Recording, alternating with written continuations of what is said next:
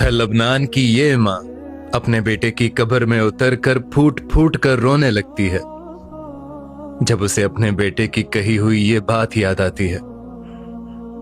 जंग में शहीद बेटा हमेशा अपनी माँ से ये कहा करता था कि माँ, अगर तुम मेरे लिए जन्नत हो तो मुझे अल्लाह की दी हुई जन्नत की क्या जरूरत है।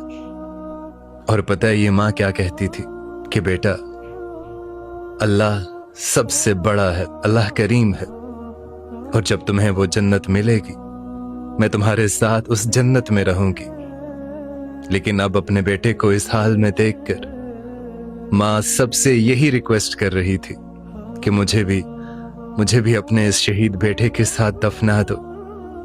और दूसरी तरफ ये तस्वीर देखिए, 2.5 साल के बाद एक फलस्तीनी इस्राएल की कैद से आजाद होकर अपने भाई के पांव में गिरकर गिड़गिड़ाकर उसके पांव में गिर रहा है, क्योंकि उसका भाई उसके लिए बाहर से जितनी भी एफर्ट्स कर सकता था, उसके लिए, उसको आजाद करवाने के लिए, इस्राएलियों के चुंगल से छुड़वाने के लिए उसने वो सारी जान लगा दी।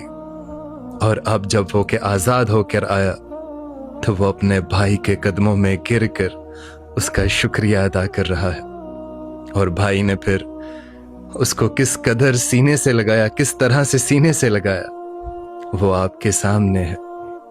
इसलिए कोशिश करें कि भाइयों का अदब करें, और अगर आप लोगों की माँ जिंदा है तो उसका जी भर कर ख्याल रखें, क्योंकि न बाद में भाई मिलते हैं और न माँ मिलती है।